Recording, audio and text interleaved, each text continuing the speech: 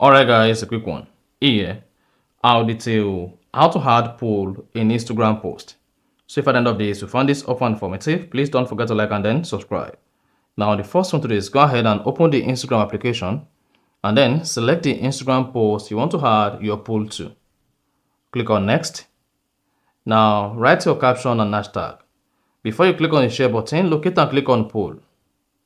Then go ahead and write your poll and then click on check mark. You should see the poll added. Poll, 2 options.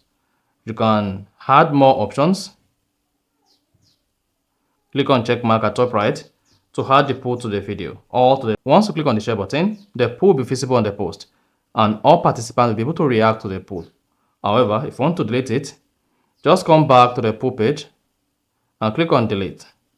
Click on delete and then you can now go ahead and post your post, video, reels, or on your story.